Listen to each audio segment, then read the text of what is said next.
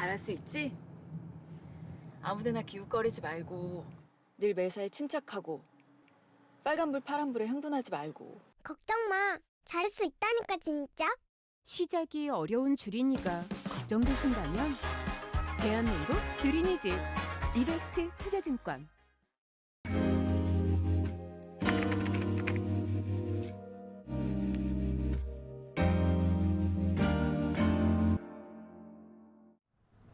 안녕하십니까. 이용 리서치입니다. 오늘 원래 이게 그 목요일날 올라가게 보통 하는데 그냥 자료가 요주 최근에 많이 나와서 그냥 올리려고 합니다. 28일날 나온 자료니까 며칠 안 된 자료고 유통업 관련된 내용인데 여하튼 최근에 특히 좀 내수주들이 좀 사람들이 관심이 높아지는 것 같아서 유통업 전반에 어떤지, 그리고 무엇보다 뒤에 보면 요새 광고 중에 가장 눈에 띄는 것 중에 하나가 어떻게 될까, 제니가 뷰티컬리 광고 왔는데 장사는 잘 안 되는 것 같은데 맞나요? 하여튼 그 쿠팡도 얘기도 많은 것 같고 그리고 또 하나는 더현대 서울 왜 이렇게 사람 많아 거기? 연말이고 이래가지고 뭐 그래 트리도 있는데 요번 주인가? 다음 주인가에 그 제임스 그 누구죠? 아바타 감독? 제임스 카메론. 거기서 뭐 기자 더현대에서 한다고 하더라고. 지금도 뭐 팝업 스토어 아바타 팝업 스토어 하는. 그걸 한번 가보려고 내가 했다가 엄청 서 있던데. 이거 백화점도 아니고 백화점 장사 잘 되겠어. 사람이 너무 많아서. 그리고 거기에 원래 지하 식당도 내가 가끔 가는 데 있었는데 대기 번호표를 보고서 내가 기절하는 줄 알았다니까. 몇 번. 아니 뭐 엄청 많았어. 그 있잖아 그 중국식 덮밥 솥밥집 하는데. 중국식. 호우 뭐더라? 호섬? 뭐 그런 거. 그래서 하여튼 여의도가 원래 더현대는 그렇게까지 사람 안 많았었는데 요즘은 난리더라고요. 네. 그런 거 보면 백화점이 잘 될 것 같은데 실제 또 까서 보면 그렇게까지 잘 되는 것 같지 않아. 왜 그런 거야? 내가 진짜 이번 주말에 우리 와이프를 처음 만난 게 12월 12일이거든. 갑자기 로맨틱. 아니 내가 로맨틱하다는 게 아니라 그 저번에 결혼기념일을 까먹어가지고 12월 12일인데 하여튼 12월 12일이어가지고 내가 뭘 하나 사줄까도 생각해서 갔는데 여하튼 생각보다 신세계 그런 강남 말고 신세계 본점 쪽이랑 롯데 사람 안 많던데 생각보다. 신세계 본점은 사람 많을 텐데. 그래요? 네. 하여튼 그래서 사셨어요? 안 샀지. 왜 맨날 가시기만 하고 왜 맨날 안 사세요? 짜증 확 내고 왔지 나한테 와이프가. 내가 뭐라 그러냐면 무슨 백을 갖고 싶다는 거야. 그래서 내가 네가 갖고 있는 백을 팔아서 못해서 산다. 그랬더니 와이프가 그럴 거면 안 산다고 하겠다. 그럴 거면 안 사겠다고 하더라고. 아니, 이건 개인적인 얘기고 경제도 안 좋은데 그렇습니다. 쌀데기 없는 얘기고.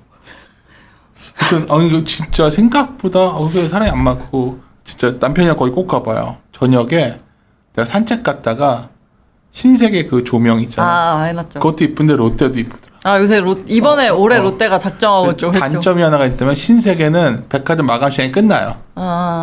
어떤 커플이나 본데 막 미친 듯이 뛰어오더라고. 근데 사진 못 찍고 가더라고. 차는 어디다 세우면 되냐면 근처에 유료 주차장 우체국 거기 세우면 돼. 포스타워에 거기 유료 주차장 우체국 거기 세우고서 사진 찍으면 돼요.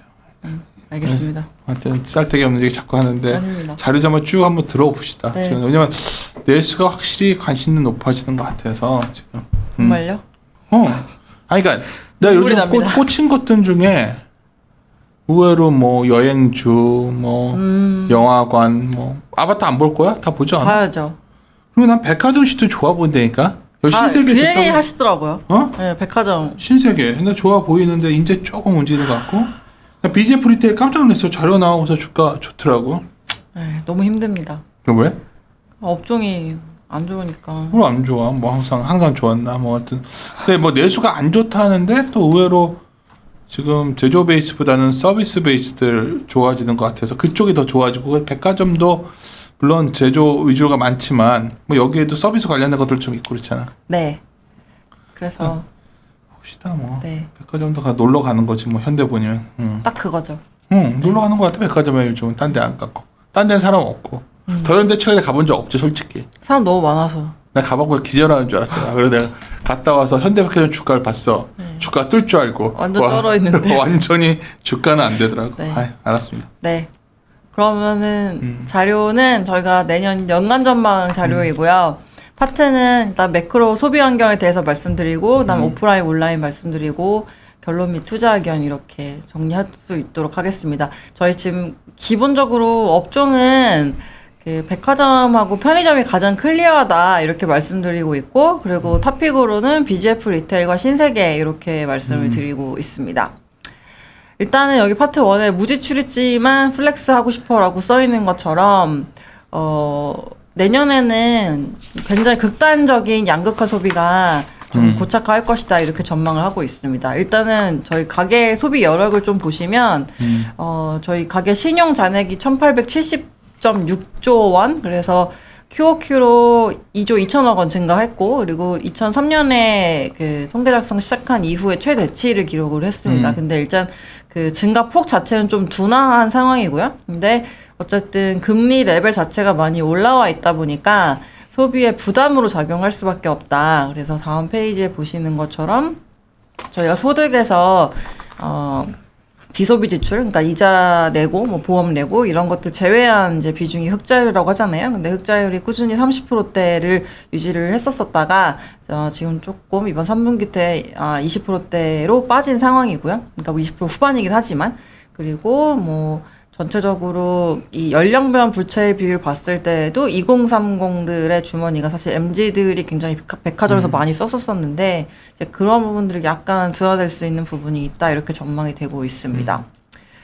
그리고 보시면은 그래서 여기 나와 있듯이 저희가 저렴하면서도 좋은 상품을 추구하는 이 가격을 추구하는 것, 그러니까 예를 들어 뭐 무지출 챌린지나 짠테크나 뭐 이런 것들 플러스 이제 고가 갖고 싶은 것도 또 사야 되는 상품을 추구하는 뭐 플렉스나 욜로나 이런 식으로 극단의 가성비 이제 또는 극단의 가심비만 살아남을 것이다 이렇게 전망을 하고 있고요. 왜냐하면 기본적으로 주머니가 제한적으로 되어 있다 보니까 아낄 수 있는 데서는 아끼고 그다음에 사고 싶은 건 또 사고 이런 식으로. 근데 사실 합리적 소비라는 게 뭐 나온 지 한 10년 넘었잖아요. 다들. 근데 이제 학습이 많이 됐고 그리고 소비를 또 지금 주도적으로 하고 있는 세대들이 이런 게 기본적으로 장착된 상황에서 이제 소비로 가고 있다 보니까 유통업체들은 소비를 또 받아내는 역할을 하고 있다 보니 이런 트렌드에 맞춰서 좀 희비가 엇갈릴 것이다 이렇게 전망을 하고 있습니다. 이렇게 보는데 진짜 요새 주요 요지 보면 임대료가 엄청 요지 임대료가 엄청 비싸 보이는 곳에 네. 다이소 매장이 크게 있는 것들이 꽤 많더라고. 그렇죠. 요새 또 다이소 엄청 간다는 얘기 아니야? 네. 그리고 요새 알파 세대라고 불리는 이제 Z 다음에 00년도 이후에 태어나신 분들 그리고 지금 요새 초딩들 같은 경우는 저희 예전에 모이면 놀이터에서 놀고 이랬는데 요새는 다 같이 마라탕 먹으러 간 다음에 다이소를 가서 쇼핑을 한대요. 초등학생들이. 다이소가 살 그게 게 있나? 패턴이라고 하더라고요. 싸니까. 하여간 그래서 저희가 기본 다이소 매출액이 있네. 예. 야 이거 엄청나더라고. 네, 다이소 매우 좋습니다. 그래서 이제 오프라인, 온라인으로 나눠서 보시면은 오프라인에서 백화점 먼저 말씀드리면 그동안에 이게 19년도까지인데요. 보시면 여성 캐주얼 이렇게 빠지고 명품은 확 올라오고 이런 식으로 의류는 뭐 항상 좋지 못했었고 명품 신장이 백화점 매출을 멱살 잡고 끌고 올라오는 상황이었었는데 근데 이런 부분이 여기 보시는 것처럼 코로나 이후에 이제 의류가 폭발적으로 성장을 했습니다. 근데 이게 그냥 테크니컬리 올라오는 성장이라고 보기 어렵다라고 보는 거는 2019년도 코로나가 없었던 시절 대비해서도 올라오고 있는 모습이고요. 그리고 과거 백화점에 이런 식으로 답답하고 사실 백화점의 그 3대 금기라고 불리는 것 중에 하나가 창문, 그다음에 1층에 화장실, 그다음에 시계였었거든요. 그래서 이렇게 답답하게 그냥 모아놓고 물건을 사게 만들었던 게 요새는 통창도 갖다 놓고 그렇죠. 1층에 화장실도 당연히 있고 이런 식으로 하다 보니까 그러니까 1층에 화장실은 항상 있는 건가?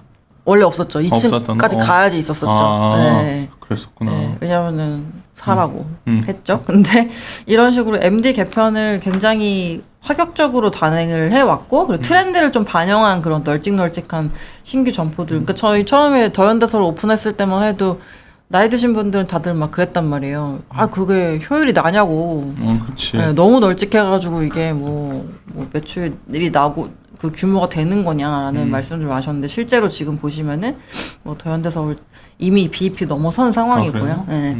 그래서 과거에 저마진 품목이 백화점 성장을 견인했었지만 이제는 의류 쪽이 이제 수익성 좋은 상품이 올라오면서 백화점의 마진도 같이 개선되는 효과가 나오고 있다라는 거고요.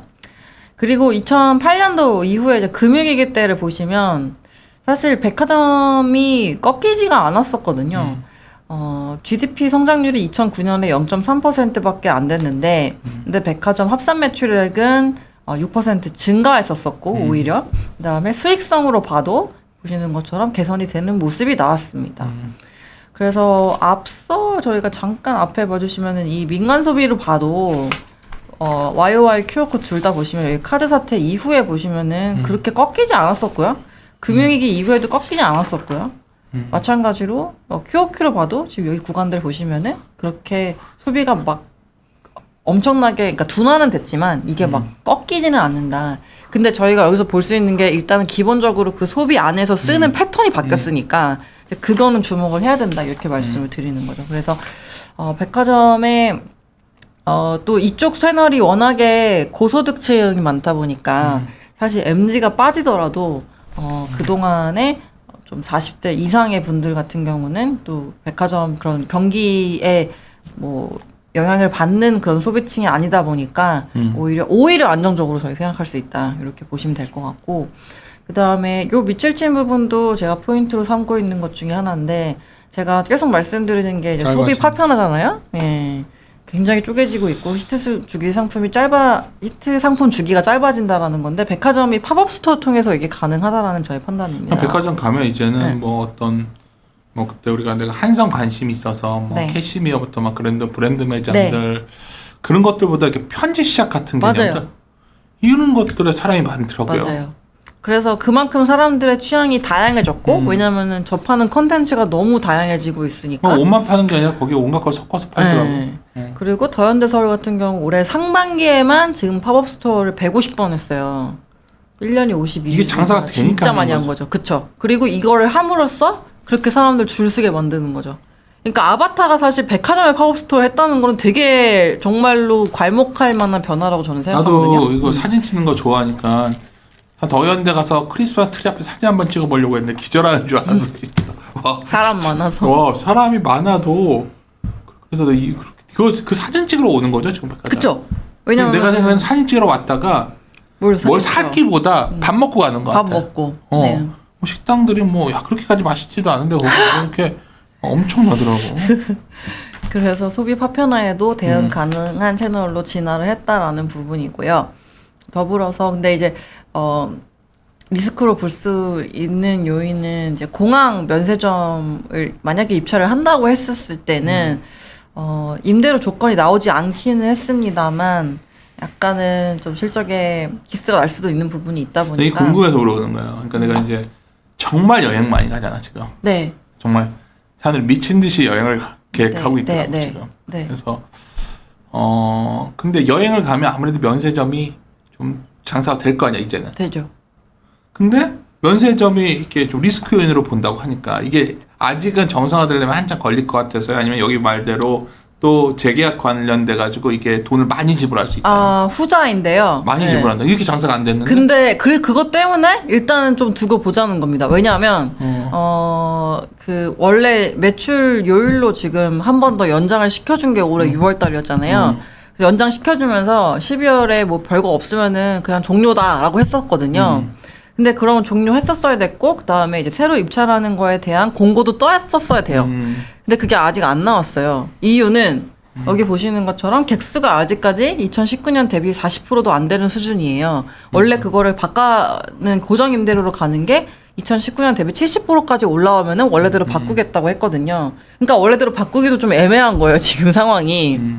그렇다 보니까 저희가 봤을 때 사실 연장을 해주면은 좋죠. 왜냐면은 지금 해외여행이 조금씩 회복이 되고 있고 내국인들도 공항 면세점에서 구매를 많이 하시다 보니까 근데 만약에 임대료가 조금 더 불리한 조건으로 됐다가 첫 번째고, 그다음 두 번째로 거기에 입찰을 했을 경우, 요게 두 개가 맞물리게 되면은 실적이 약간은 안 좋을 수도 있다 이렇게 보여지는 거죠. 근데 어쨌든 지금 상황을 봤을 때에는 그렇게 나쁜 건 없어 보이고, 특히나 저희가 제로 코로나 중국에서 이제 조금 완화가 된다고 해서 화장품 쪽이 많이 움직였잖아요. 근데 면세는 전혀 움직임이 없었단 말이에요. 여태까지 뭐 최근에는 그러니까. 조금 움직이긴 했지만. 네. 면세하면 딱 뽑는 게 결국은 뭐지? 어디를 얘기해야 되지? 호텔신라랑 신세계랑 현대백화점. 신세계 아니야 신세계? 신세계 네? 현대보다는 신세계. 그쵸. 신세계. 예. 그래서 그렇게 저희가 보고 있는 거고, 근데 사실 뭐 앞서 말씀드린 대로 상황이 그렇게 지금 뭐 업체들한테 불리한 상황은 아니다 보니까, 왜냐면 누가 봐도 정상화가 아예 된 건 아니잖아요. 예. 그래서 그거는 조금 체크를 할 필요는 있다. 예. 이렇게 보고 있습니다.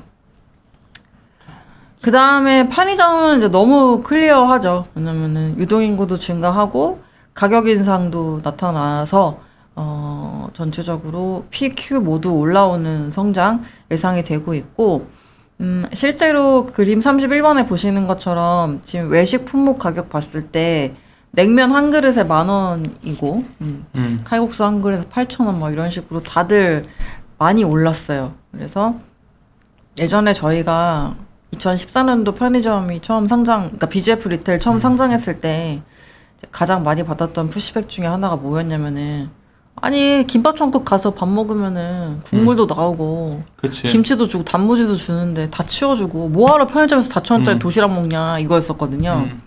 근데 이젠 편의점 도시락이 정말 싸졌어요. 그러니까 진짜 많이 다른 게 많이 올라서. 진짜 많이 먹는다고 하더라고. 그래서 이 도시락을 많이 취급하는 편의점들이 있고 그쵸. 취급 안 하는 편의점들이 있다고 하더라고. 예, 많이 취급하는 곳은 이제 아무래도 학원가나 그치. 예, 학교 근처나 뭐 이런 특수입지 쪽인데, 어쨌든 이쪽이 좋아지니까 상품 이익률, 왜냐면 담배 팔아봤자 이익에 도움 안 되거든요. 근데 이런 비중이 올라오면은 GP 마진이 올라올 수 있는 부분, 그리고 네. 그래서 실제로 여기 차트에 보시는 것처럼 업체들 도시락 쪽 매출 증가율이 높게 나타나고 있는 진짜 상황입니다. 도시락들을 많이 먹는 것 같아. 네. 그 다음에 배달비 높아진 것도 편의점한테는 이제 더 유리한 부분인데, 왜냐면은 저희 그 온라인으로 배달시켜 먹는 금액이 지금 거의 5년 만에 13배가 늘었거든요. 너무 비싸. 예. 근데 배달하시는 분들은 2배밖에 안 늘었어요. 그러니까 배달비가 떨어질 수는 없어요. 지금 상황으로 봤을 때. 그래서 저희가 쓸 수 있는 돈이 제한적인 상황에서 이제 이런 부분들도 아껴진다고 봤을 때 대체 수요로 편의점이 선택받을 확률이 높다. 이렇게 보고 있는 거고, 그리고 실제로 배달 플랫폼들 MAU도 봤을 때 좀 정체거나 조금 빠지는 상황으로 나오고 있다. 배달 플랫폼도 관심 많으니까 우리나라 연구원이 네. 한계가 온 것 같지 않아요? 그죠. 다들 약간 목에 찬 상황이에요 지금. 그러니까 이게 너무 비싸. 일단 너무 비싸고 이제 뭐 미국에서도 보니까 그런 것 같고. 그렇죠. 그래서 뒤에서 뭐 쿠팡 관련해서 말씀드리겠지만 지금 내년에 이커머스 및 뭐 각종 플랫폼들은 이 활성 사용자 수는 목에 찼고요. 그러니까 정말로 이제는 돌아가신 분들까지 다 섭외해서 이커머스 쓰라고 하지 않는 한 큐가 늘어난다기보다는 일단 객단가 P를 높이는 거에 좀 주력을 해야 되는 시장으로 판단을 하고 있습니다. 그리고 더불어서 그 소비 파편화에 대응 가능하다는 점도 강점으로 보고 있는데, 왜냐면 편의점은 이 발주를 통해서 점포 MD를 바꾸다 보니까 굉장히 빠르고 즉시성 있게 트렌드 대처가 가능하고요. 그리고 만약에 뭐 예를 들어 연새우유 크림빵이 잘 팔렸다. 그럼 발주를 확 늘려가지고 레버리지 확 일으킬 수 있는 매출 증대 효과를 좀 가속화할 수 있는 그런 효과가 있다 보니까 다른 유통업체랑 달리 이제 그런 부분에 강점이 있다 이렇게 보여지고 있고, 더불어서 이제 온라인 쪽 매출 비중 낮은 거, 그러니까 담배나 뭐 술처럼 온라인 판매 어려운 상품 비중이 높다라는 것도 오히려 이런 공격에서는 좀 비껴나 있다 이렇게 판단하고 있습니다. HMR 같은 시장이 커지잖아요. 네. 이거 하는 회사가 뭐들이지? 음식료 회사 중에 다 할 거예요. 다 하나? CJ 프레시웨이, 뭐 대표적으로- 신세계 푸드도 할 거고요. 그러니까 편의점 업계도 좋지만 결국 뭐 이런 거 발전하면 뒷단에서 계속 이쪽으로 직접 해먹는 기업이 좋아질 거 아니에요? 그렇죠. 네. 그리고 편의점 업체들 같은 경우 보통 이런 거 만드는 자회사를 가지고 그러니까 나 있어가지고요. 그래서 물어본 것 네, 같아. 네. BGF 리테일도 갖고 있을 거 아니야? 자회사 가지고 있습니다. 네. BGF 푸드 있고 GS도 GS 서브넷이라 따로 있고요. 그래서 일단은 그 두 업태는 저희가 클리어하게 좋게 보고 있는 업태인데 이제 대형마트하고 홈쇼핑은 약간은 애매하다. 오늘 막 주가 오르는데 이마트가 그거는 보셨겠지만은 뭐 지자체별로 이번에 의무 휴업 같은 경우 약간은 좀 풀어줄 수도 있다는 뉴스가 아침에 떠가지고 오르고 있어요. 그리고 새벽 배송 같은 경우에 점포가 영업을 안 하는 시간에 대형마트가 온라인 나온 주문을 새벽에 점포 통해서 처리를 하는 거를 못하게 했었는데 이제 그런 것도 가능케 해주겠다라는 내용이 있어가지고 조금 오르는 거고요. 근데 전체적으로 이 오프라인, 온라인 대형마트 안에서 봤을 때 오프라인 같은 경우는 백화점처럼 그런 MD들을 개편하려고 해도 이 할인점이라는 DNA 때문에 그리고 대형마트 업태가 지금 도입된 지가 20년 넘었다 보니까 점포를 리뉴얼을 많이 해야 되는 상황이고 리뉴얼 하면은 성과가 나오긴 하거든요. 근데 뭐 모든 점포를 다 리뉴얼 하려고 지금 가림막 칠 수는 없다 보니까 조금 쉬어가는 한해. 그리고 온라인 같은 경우도 코로나 때 저희가 음식료품 온라인 많이 주문한 것 때문에 베이스가 높다라는 부분이 좀 부담이고요. 그다음에 홈쇼핑은 뭐 구조적으로 안 좋죠. 제가 별로 안 좋아하는 업태고 네, 여기 보시는 것처럼 전체 취급고에서 텔레비전 파는 비중 계속 줄어들고 있는데 에소스로는 줄이지 못하고 있습니다. 그래서 재벌집 막내 아들 봐요? 저도 보고 있습니다. 여기 뭐네. 네, 거기 나오더라고요. 근데 진짜 그 한때는 쇼호스트들 인기가 엄청났던 거 알죠? 그랬죠. 네, 그 당시에는 그러니까 참 이 좋았던 시장, 시절인데 이 시장도 유통 담당자들이 홈쇼핑 주식 갖고서 맨날 같은 그랬었죠. 그러니까 모바일 막 커지고 현금도 많고 현금 근데 빼고 홈쇼핑 좀 보는데 여행 프로 많이 나오길래 다시 근데 뭐 어디 가실 건가요? 야, 근데 좀 이렇게 알아봤는데 비싸더라. 어디를 알아보셨길래? 싱가포르 쪽으로 어디 가는데 당신은? 아니요 싱가포르 이렇게 비쌀 여행 사람들 와이프- 많이 가서 그리고 뭐 가고 싶은 데가 있어서 싱가포르 갔다가 뭐 그냥 거기에 있는 어떤 호텔이 있는데 싱가포르이 되게 쇼핑 그러니까 산다는 게 아니라 구경하기 좋고 좀 도시잖아. 나는 이렇게 막 시골보다는 그런 데 좋아해서 거기에 특히 오차드 스트리트 보면은 굉장히 쇼핑몰도 많고 음식도 인도 음식도 굉장히 풍부하고 그 중국 음식도 그리고 말레이계 음식도 있고 그래서 좀 있다 볼 수 있는데 예를 들어서 생각보다 여기 거리가 좀 돼요. 그래서 6시간 그러니까 비행기 값이 꽤 되더라고 아직은. 뭐 이거 내가 오늘 이런 얘기하면 싫어할 것 같은데 경기도 안 좋은데 하여튼 한번 어떻게 될지 모르지만 하여튼 여행 일본은 난리 난 것 같고. 그죠. 일본은 뭐 난리 풀어가지고. 나고 어디 이번에 휴가 계획 어디 남편이랑 어디 갈 거 아니야? 좀 잘 모르겠습니다 아직. 그래? 근데 그렇다고 해서 유럽 가는 거는 약간 아직 좀 멀고 겁내하는 것 같더라고 사람들이. 그죠. 한국 사람이라고 써붙이고 다녀야 될 것 같은데. 그래. 별로 경기도 안 좋고 분위기가 썰렁하니까 여의도가 즐겁지가 않다. 저도요. 그치? 아까 왜 저도요? 당신이야 뭐 안 좋게 뭐 있어? 저도 별로. 알았어. 네.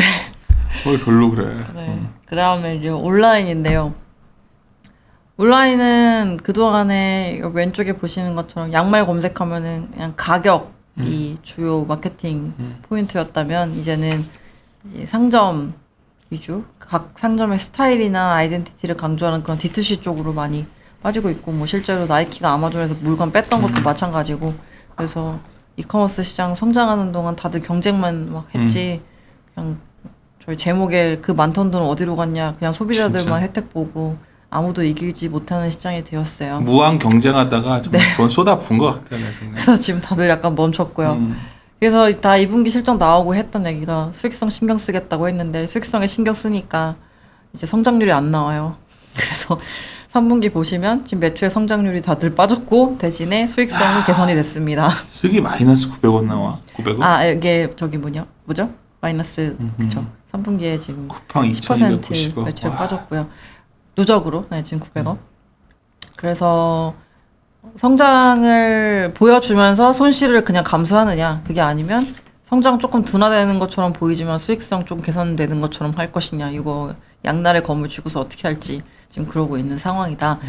내년에는 그 돈을 일단은 많이 팡팡 못 쓰잖아요. 근데 그런 상황에서 이커머스 쪽에서는 버티컬들이 올라오는 그림으로 보고 있어요. 왜냐하면 쿠팡에서 판매하는 품목이 4억 개거든요. 4억 개. 4억 개를 다 깔아놓고 좋은 거를 알아서 골라봐라 이렇게 한단 말이에요. 사실 이런 소비가 제한적인 상황에서는 롱테일보다는 이 좀 전문성 강조하는 버티컬이 훨씬 더 유리하다는 판단이고, 실제로 코로나 이후에 지금 전문몰들이 훨씬 더 종합몰 대비 아웃퍼폼하는 모습이 나오기 시작을 했습니다. 의류 쪽도 마찬가지고, 여기 보시는 것처럼 위에 있는 게 전문몰 쪽이고, 그래서 쿠팡이나 이제 컬리가 이 다음 성장에 대해서 고민을 해봐야 되는 시점이라고 보고 있고, 실제로 이제 쿠팡 같은 경우 올해 3분기 실적을 보시면 흑자가 나왔다 보니까 다들 굉장히 좋게 평가를 했고, 이제 저도 깜짝 놀랐던 실적이었습니다. 근데 시장 점유율을 보시면 제 우리나라 이커머스 시장이 3분기까지 11% 정도 늘었거든요. 쿠팡 저희가 3자 거래 받는 수수료를 12%로 가정을 하고 역산을 했을 때는 이제 시장 점유율이 한 22% 수준. 그러니까 사실 이베이 코리아 샀을 때, 스타컴이 이베이 코리아 샀을 때랑 비교해서 막 엄청 크게 늘지는 그러니까. 않았어요. 그냥 유지 정도. 그래서 롱테일 쪽은 사실 뭐 그냥 규모로 봤을 때는 경쟁은 좀 일단락 되었다라는 그런 판단이고요. 회사가 이번에 흑자를 내면서 했던 얘기가 물류 자동화 투자 통해서 혁신이 좀 작용을 많이 했다라고 했었었는데, 근데 실제로 저희가 실적을 좀 뜯어보시면 GP 마진 올라온 게 되게 크게 공헌을 했고, 사실 판관 비율로 봤을 때는 크게 변화가 없었습니다. 그러네. 각각 22.7%, 23%. 물론 이제 배송 원가가 이제 매출 총이익률에, 그러니까 원가가 절감이 되면 원가가 줄어드니까 이제 매출 총이익률이 올라가긴 하겠지만, 근데 전체 상품 금액으로 봤을 때는 이제 원가가 더 비중이 크다 보니까 이 GP 마진이 올라갔다는 거는 그냥 엄청 벤더들에게 싸게 공급하라고 받았거나, 그게 아니면 비싸게 팔았거나, 요거 둘 중에 하나가 더 크게 작용했다. 저희는 이렇게 판단하고 있고, 실제로 지금 그저께부터 뭐 햇반을 이제 CJ가 그러니까. 공급을 한 해 만에 하는 것도 같은 맥락이거든요. 엄청 싸게 달라고 했으니까 그렇게 안 주겠다는 싫다고 거. 한 거잖아요. 예. 그런 부분들이 작용하는데, 과거에 아마존 보시면 나이키가 이제 그런 거 안 하겠다고 빠졌거든요. 예. 그래서 그런 것들 이제 같이 살펴보시면 자체 해버릴 것 같아 이제. 자체? 업체 자체 그쵸. 자체 플랫폼으로 그냥 그게 가버- 이제 버티컬인 그렇지 거고요. 그쪽으로 예. 가는 거지. 예. 그래서 계속 소비가 또 분산돼서 나오는 것도 이제 마찬가지. 그래서 저희가 굉장히 어려운 지점이 저번에 나노뷰티 말씀드리면서도 이제 브랜드도 굉장히 쪼개진다 말씀드렸는데, 채널도 옛날엔 돈 생기면 다 그냥 백화점 가가지고 좋은 거 사면 됐거든요. 다 우르르. 그다음에 경기가 안 좋으면 다 할인점 가가지고 우르르 사면 됐거든요. 근데 이제는 그게 채널이 너무 많아지다 보니까 여기도 다 쪼개져서 나오고 있다라는 게 저희가 전체 매크로 변수를 봤을 때나 뭐 이런 것들로 업종 전체를 끌고 가는 그런 업태가 안 나온다라는 게 과거 대비 주식으로 봐도 종목 접근도 좀 어려운 부분들이 그런 점이라고 저희가 보고 있습니다. 그래서 하여간 쿠팡도 지금 P 곱하기 Q로 봤을 때 지금 P로 보면은 한 사람당 쓰는 금액일 테고요. 그다음 Q로 보면은 고객이라고 보시면 되는데, 이 고객 수를 보시면 이 하늘색 막대 그래프에 보시는 것처럼 이번 3분기 때 QOQ로 0.6%밖에 안 늘었거든요. 그러니까 이제 많이 목에 찬 상황인데, 그도 그럴 것이 우리나라 이커머스 전체 침투율을 봤을 때 저희가 자동차나 기름처럼 온라인으로 못 사는 소비 금액 제외하고, 그 다음에 저희가 온라인으로 티켓 구매하거나 아니면은 여행 상품 사거나 뭐 배달시킨 거 이렇게 서비스 금액 빼고 순수하게 상품만 봤을 때 지금 비중이 37%까지 올랐어요. 거의 40%까지 온 거니까 진짜로 이제 더 많이 사람들을 이커머스로 끌어들이려면은 약간은 한계가 있는 상황인데, 그렇다 보니까 P를 높여야 되거든요. 한 사람당 쓰는 금액을.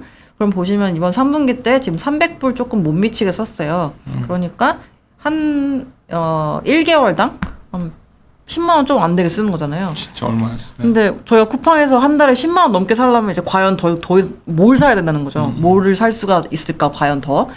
그런 측면에서 이제 쿠팡이 C 에비뉴라고 이제 패션 쪽을 강화를 하면서 좀 돌파를 하려고 했었던 것 같아요. 근데 보시면은 PB 브랜드부터 해가지고 저희가 대형마트에서 옷을 잘 안 사는 거랑 마찬가지로 이 패션 쪽은 개인화가 되게 중요한 그런 고감도의 영역이다 보니까 사실상 뭐 그렇게 성공했다고 보기는 어려운 부분이었었고, 그래서 제가 며칠 전에 부분 써놓은 것처럼 로켓 배송도 내가 원하는 물건일 때 그게 비로소 강점이지, 원하지도 않는 물건들 다 해놓고 당장 내일 갖다 줍니다라고 했을 때 경쟁력이 없다, 이렇게 판단을 하고 있는 상황입니다. 이런 거 보면 오리나 연구원이 저번에 한번 다뤘지만 스타일 난다가 정말 잘 팔고 나간 아 거야. 정말 잘했죠. 야 진짜 그때 봐도 그 가격이 지금 상상도 할 수 없는 그거 산 곳이 저기잖아. 저기 로레알입니다. 로레알. 네. 완전히 지금 어떻게 됐어요 거기? 거기는 그래도 잘 중국에서 네, 색조 쪽 3 컨셉와이즈 스타일란다가 이제 하고 있는 화장품에 조금 더 높게 평가를 해서 이제 갖고 온 거여가지고요. 이커머스나 뭐 이런 저희 플랫폼 기업들 심지어 유튜브 채널도 뭐 무슨 당 뭐 그런 신사임 거또 그냥 팔고 그분도 나가는 잘 팔고 이렇게 잘 팔고 나갔단 말이. 정말 똑똑하신 분입니다. 난 네. 그러니까 진짜 이쪽은 야 뭐 지금 뭐 난리더라고요. 네. 그런 상황입니다. 그래서 쿠팡이 이러니 뭐 목에 찼죠. 네. 그러니까 목에 찼고 그런 컬리는 이제 어떨지 그것 때문에 이제 쿠팡이 목에 찼다 보니까 해외 진출까지 생각을 하고 있는 것 같아요. 대만 얘기가 네, 나네. 대만이 아파트도 있고 많고 인구 밀도 높다 보니까 우리나라랑 비슷한 데다가 이커머스 침투율이 이제 10%를 겨우 넘은 상황이다 보니까 근데 그거를 우리만 알진 않겠죠. 안 되는 이유가 있을 거야. 네, 다른 업체들도 다 음. 네, 지금 24시간 내 배송 같은 거 해주고 있고 6시간 내 3시간 내 배송도 해주고 있다 보니까 대만 소비자들한테 로켓 배송, 뭐 이길 배송이 그렇게 새로운 서비스가 아니에요. 그래서 쿠팡이 어떤 식으로 풀어 나갈지에 대한 부분도 투자가 이제 들어갈 거다 보니까 전사 실적에 미치는 영향이 분명히 있을 것이다 이렇게 전망하고 있습니다. 이어서 컬리는 이제 2월까지 상장을 해야 돼요.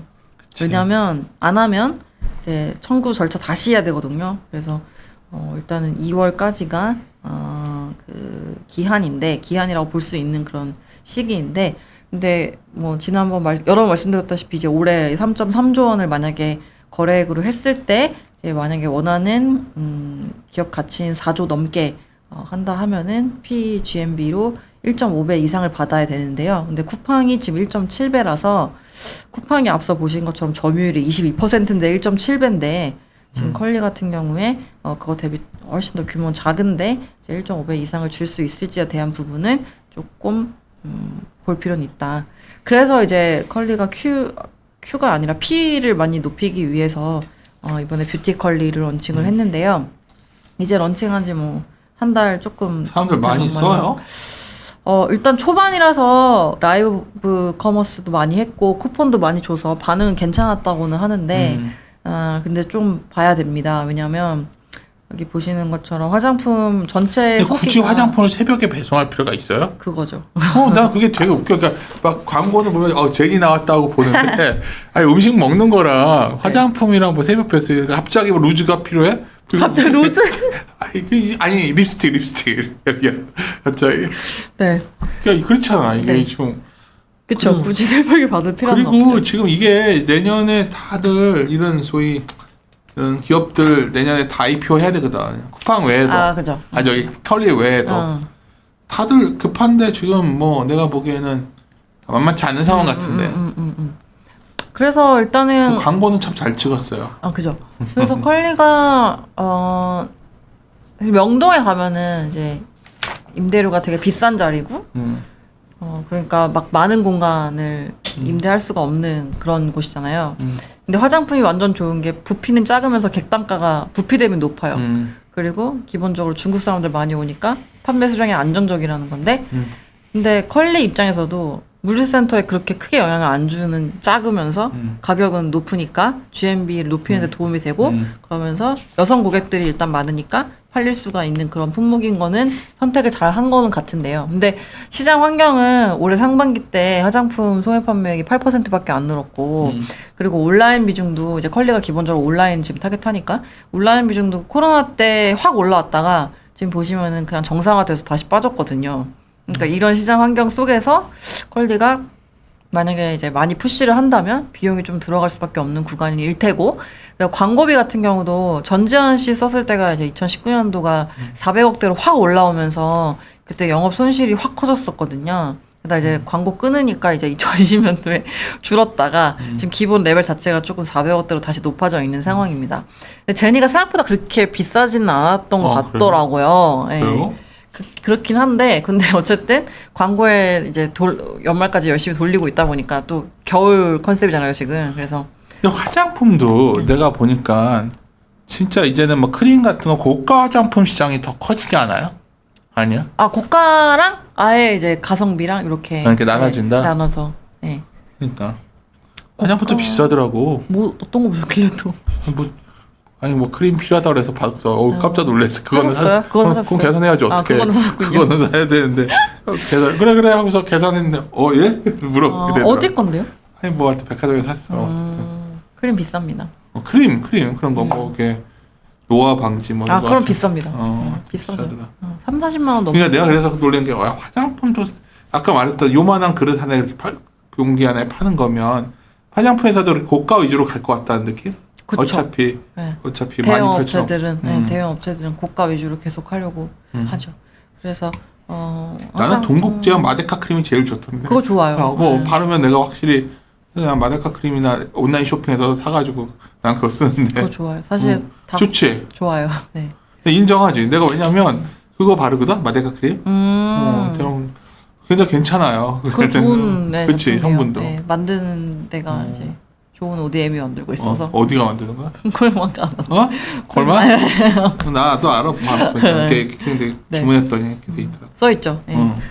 그래서 여기 보시면은 이제 온라인 화장품으로 봤을 때 올리브영이 제일 MAU가 높고 그 다음으로는 다 좀 브랜드별로 분산되어 있다 보니까 퀄리가 뭐 잘만 해준다면 가능성은 있는 시장이긴 한데 일단 소비 환경이 조금 제한적이고 그다음에 뭐 비용 부담도 있고 당장 뭐 IPO도 해야 되고 여러 가지 뭐 좀 환경 맞이하고 있는 부분들 때문에 좀 시간이 걸릴 것이다. 그래서 내년 온라인은 다들 버티는 한 해가 될 거로 보여지고 그 사이사이를 버티컬들이 좀 치고 올라오는 그림으로 보고 있습니다. 그래서 결론은 일단 쓸 수 있는 돈은 제한적이에요. 그래서 굉장히 극단적이거나 아니면 파편화에 대응이 되는 그런 업태 그리고 브랜드가 유리하다 이렇게 보여지고 있고요. 그래서 오프라인은 편의점하고 백화점이 가장 클리어합니다. 그래서 고소득층 매출 비중 높다 보니까 오히려 소비 둔화에 방어적일 수 있고 편의점은 뭐 지금 너무 좋으니까요. 이게 내가 이게 궁금한 게 아니 갑자기 이 버티컬 플랫폼들이 확실히 커지잖아 지금. 네.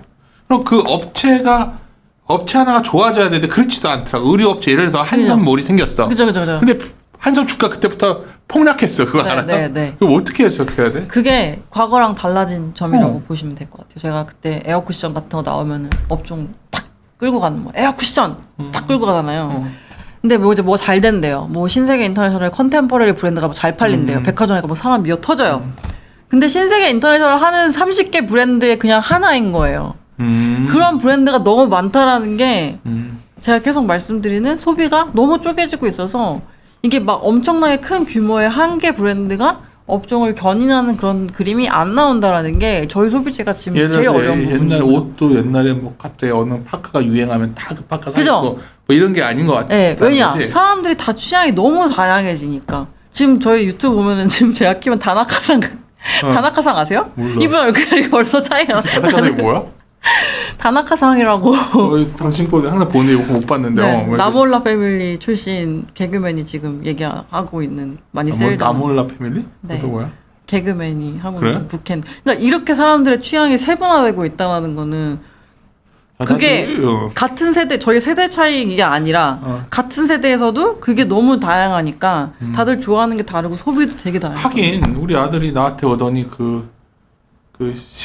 유튜브 어떤 채널을 소개해 주더라고. 어떤 아저씨가 막 음식 먹으러 다니는 건데 그 되게 뚱뚱하게 생겼는데 하여튼 깜짝 놀랐어. 막 프랑스까지 가서 먹고 오고 막 아저씨가 뚱땡이가 있어.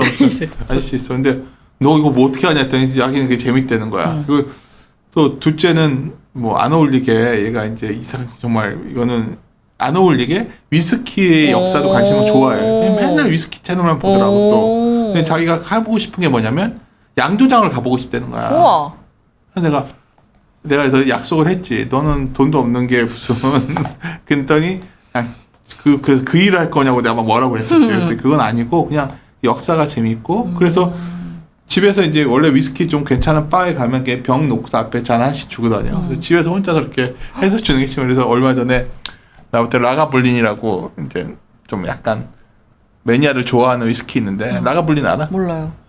하여튼 뭐 말벤이랑 라가블린을 갖다가 자기가 내가 좋아하거든 내가 그거를 좋아한다 그랬더니 아빠 뭐 어디서 발벤이 얼마 몇 년짜리를 싸게 파는 데가 있다고 제가 사다 주겠다고.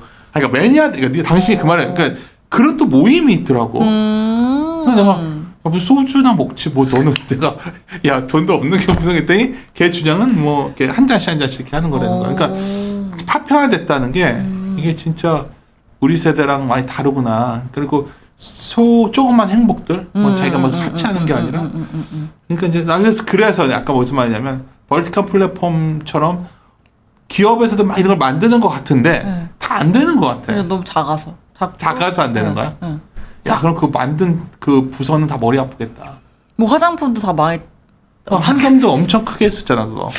뭐 네, 다들 막 백화점 그룹, 신세계 그룹 다들 화장품 내놨지만 야, 그러니까 이게 이렇다 참 할 문제야 진짜. 성과가 없었다는 거.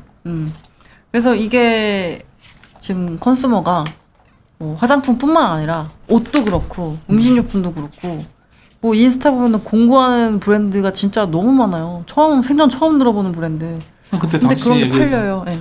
그때 아이 패밀리 S신가 그 옛날에 채시라 남편이 네네네네네. 그 회사도 뭐 반짝 이러다 그러니까 되게 왔다 갔다들 많이 하는 그죠, 거야. 그죠. 됐다 안 됐다. 근데 그러니까. 이제 그 회사는 뭐 저기 뭐냐 올리브영이 상장을 하게 되면은 굉장히 그쪽에서 잘 팔리는 브랜드다 보니까 올리브영 상장 수혜주 이런 올리브영은 게 있어서 상장해요? 일단은 미뤘어요. 근데 내년 올리브영은 상장하면 의미 있을 것 같아. 그쵸. 왜냐면 화장품 그건 완전 시장을 갖고 있더라고. 다른 업체들이 다 나가 떨어졌습니다. 이 앞에 올리브영 내가 깜짝 놀래. 어디 올리브영이요? 그 길 건너서 있는 거야. 네. 그것도 엄청 사람들이 그 딱 가면 사는 게 정해져 있더라고. 올리브영은 다들 그쵸. 매니아들처럼. 네. 거의 나머지는 참 어려운 것 같아. 압도적이죠. 그래서 종목을 보시면 BJF 리테일입니다. BJF 리테일 제일 고민스러운 지점이 밸류에이션입니다. 그러니까. 왜냐면 야, 15.6배 이게 더 지금 샀을 때 더 뭐 얼마나 오를 수 있을 것인가 이게 몇 배까지 더 줄 수 있을 것이냐 이런 거에 대한 질문이 제일 많고요. 그래서 GS 리테일을 많이들 생각하시는 것 같은데 왜냐면 13배로 더 훨씬 싸져 있으니까 그리고 실제로 3분기 때 온라인 쪽 그 적자를 줄이는 모습이 나왔고요. 근데 GS 리테일 같은 경우는 비상장 투자 많이 해놨거든요. 그러니까 이거저거. 그래서 그거는 좀 필요하지 체크를 하고 가도 늦지 않다라는 저희는 판단하고 있고요.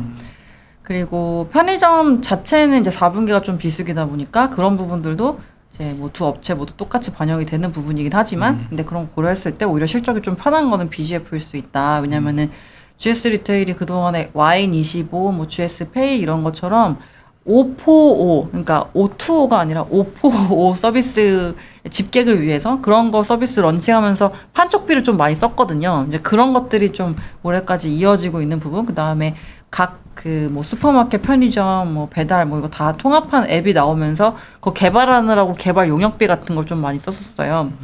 근데 10월 달에 그게 나왔다 보니까 일단은 올해까지는 그런 비용들 생각하시고 좀 가도 늦지 않다라고 말씀을 드리고 있고 일단은 PQ로 봤을 때 너무 클리어한 그런 업태이고 그리고 지금 그동안의 출장 같은 경우에 좀 목에 찼다라고 봤었었는데 근데 오히려 이제 재계약하는 점포들 많이 가져오면서 탑2로 그냥 굳어지는 모습이 나오고 있다라는 게 일본이랑 좀 비슷하게 흘러가는 부분이고 그래서 과거에 이제 저희가 세븐일레븐 일본 세븐일레븐 밸류에이션 보시면 25배에서 30배까지 줬었고 그래요? 물론 거기는 인터넷 뱅크가 있긴 해요. 그래서 그랬었고 저희가 과거 처음에 출점이 이제 많이 됐었던 시기 같은 경우는 뭐 편의점은 그래도 20배 중반 정도는 받았었거든요. 모두가. 그래서 지금 또 그 레벨 생각하시면은 뭐 과거 봤을 때 실적이 너무 가시성이 높으니까 그 중에서 그래서 막 그렇게 쉽게 빠질 것 같지도 않다 이렇게 판단을 하고 있어서 빠질 때마다 좀 플레이 하시라고 말씀드리고 있고, 근데 사실 GS가 조금 더 밸류션은 편해서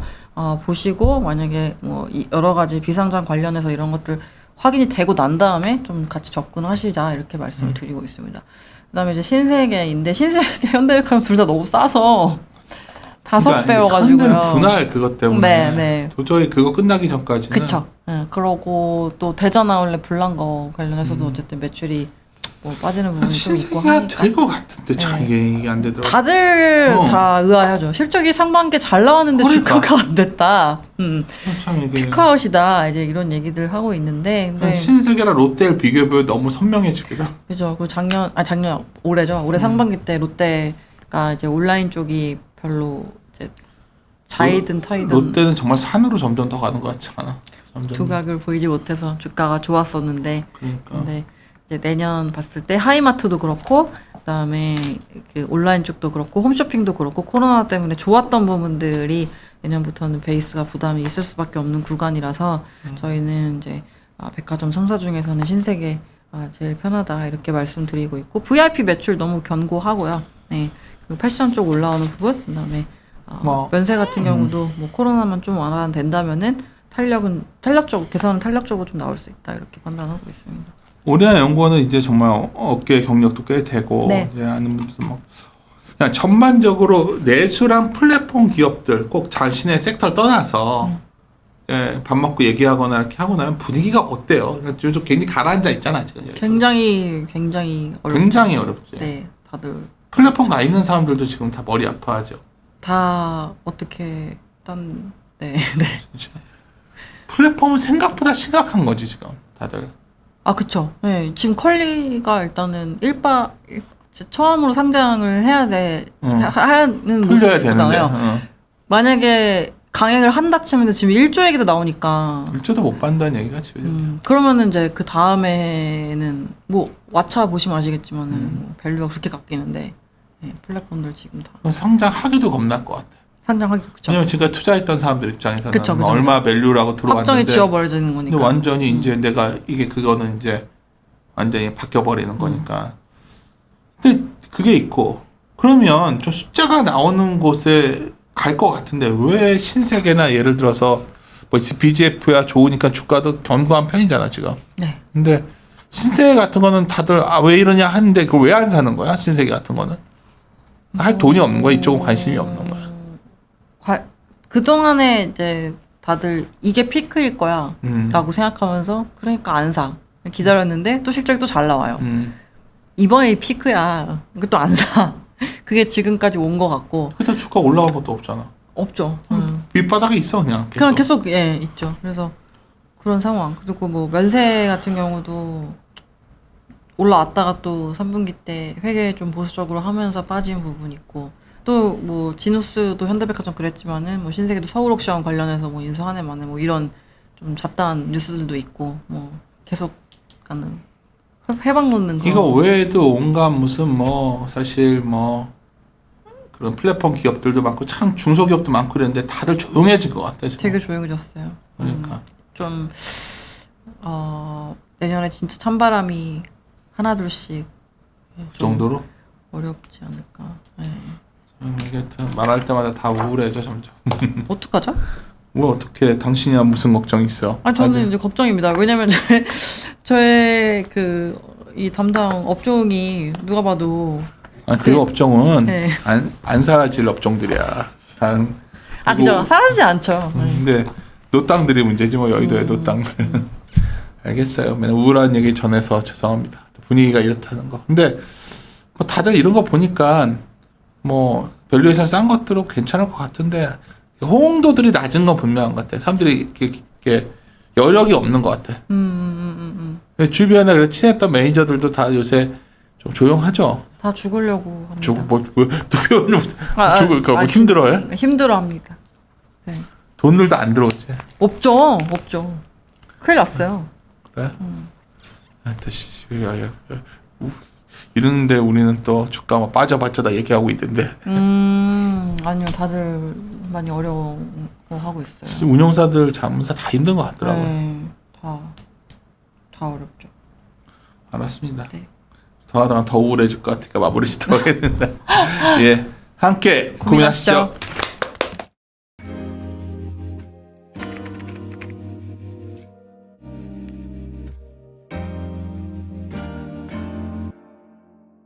친구들은 아무거나 막 주워 먹지? 파란불 빨간불에 흥분하지? 친구들 따라서 우르르 몰려다니지? 시장이 어려운 주린이가 걱정되신다면 대한민국 주린이 집 이베스트 투자증권